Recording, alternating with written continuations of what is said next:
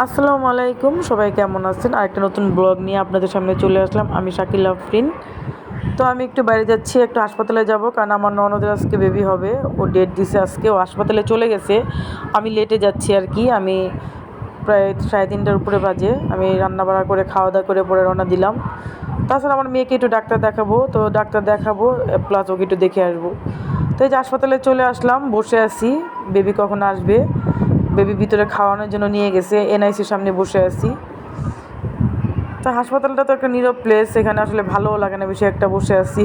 আর আমার বাচ্চা যেহেতু বেশি দুষ্টামি করে, ওকে টেক কেয়ার আমার করতে হয়।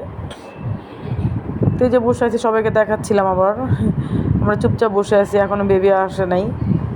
তো দেখ, ফাইনালি বেবি চলে আসছে। এই যে আমাদের নতুন বেবি চলে আসছে, সবাই মাশাল্লাহ বলবেন, মাশাল্লাহ বলতে কেউ ভুলবেন না। এই যে এটা মেয়ে বেবি, আমার ননদের বেবি হয়েছে, আমার চাচাতো ননদ, আমার সেজ চাচার মানে চাচা শ্বশুরের মেয়ের ঘরে নাতি আর কি। যেহেতু চাচা চাচি বাইচা নাই, তারা দুজনই মারা গেছে, আল্লাহ তাদেরকে বেস্তি নাসিব করুক। আসলে ওদের মানে কি বলবো, ওদের ভাগ্যটা ভালো না খারাপ কিছুই বলতে পারবো না, জানি না, আল্লাহ জানে। কারণ যারা নানা নানির আদর পায় না বা দাদা দাদির আদর পায় না, তারা হলো সবচেয়ে বড় দুর্ভাগ্য পৃথিবীতে। তাদের মতো দুর্ভাগ্য আর একজনও নাই। যাই হোক, বেবি আমার কোলে ছিল, ওকে নিয়ে বসে আছি। এই যে ওকে এখন ঘুম পাড়ায় দিলাম, বাসায় চলে যাবো, কারণ অনেক রাত হয়ে গেছে। তোর একটু ভিডিও করলাম। এই যে আমার দুষ্ট দুইটা ননদ দেখেন, খুবই ভালো। আমার ননদগুলো সবগুলোই ভালো, আমার সাথে খুবই মজা করে। অন্যরকম আমার ননদ, প্রত্যেকটা ননদ অনেক ভালো। দেখেন আমি দেখাচ্ছি, দেখে ওরা আবার দুজনে মুখ লাগিয়ে রাখছে, দেখছেন? দেখেন। তো এদিকে বাসায় চলে আসলাম। বাসায় এসে রান্না বসায় দিলাম। সিম দিয়ে আলু দিয়ে টমেটো দিয়ে মাছ দিয়ে রান্না করব। সিম দিয়ে আলু দিয়ে টমেটো দিয়ে মাছ দিয়ে রান্না করব। আর যেহেতু এখন আমাদের শীতের সিজনের তরকারি চলে আসছে, তো সিম তো খাওয়াই লাগবে, সিম ফুলকপি। আসলে শীতের মাছটা আসলে অনেক ভালো লাগে, মজার মজার সবজি খাওয়া যায়। শীত আমার খুবই ভালো লাগে, কারণ আমি শীতকে খুব পছন্দ করি। আলু দিয়ে সিম দিয়ে রান্না করছি, ভালো করে কষায় নিয়েছি। রান্নার কালারটা দেখতেই ভালো লাগছে। আর আমি যখন সিম তরকারি রান্না করি, আমি কিন্তু লাল মরিচটা দেই না, আমি একদম কাঁচামরিচ দিয়ে সিম তরকারি রান্না করি। আপনারা রান্না করে দেখেন, বিশ্বাস করেন ভাই, কাঁচামরিচ তরকারিটার মানে রান্নাটা এত মজা, আপুরা আপনারা একবার ট্রাই করে দেখেন।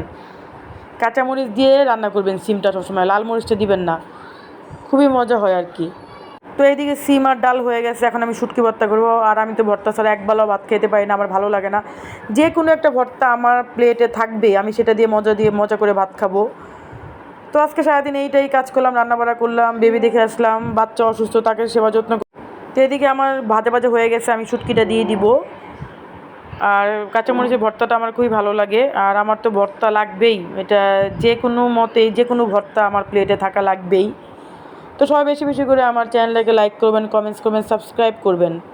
আমি বেশি দিন চালাবো না, আমি দেখবো কয়দিন আমি ফেসবুকে মানে চ্যানেলটাও চালাবো, তারপর যদি না ওঠে তখন আর এটা পেজের সাথে লেগে থাকবো না, ভালো লাগে না, কারণ এটা অনেক কষ্ট। তো আমি এদিকে ভর্তাটা বেটে নেই। আর খুবই মজা ছিল ভর্তাটা। যাক, আপনাদের খাওয়াইতে পারলে হয়তো আরও ভালো লাগতো, যেহেতু পারতেছি না। তো এই মজাটা আমি নিতে পারতেছি, আপনারা পারছেন আর কি, এটাই। তো যেভাবে দেখাচ্ছি সেভাবেই করেন, দেখবেন যে সেম এরকমই মজা লাগবে। তো আমি গরম গরম শুটকি ভর্তা দিয়ে ভাত খেয়ে নিই। সবাই আমার পাশে থাকেন, আমার চ্যানেলটাকে লাইক করেন, কমেন্টস করবেন, সাবস্ক্রাইব করবেন। সবাই সুস্থ থাকবেন, ভালো থাকবেন। সবাইকে আল্লাহ হাফেজ, আসসালামু আলাইকুম।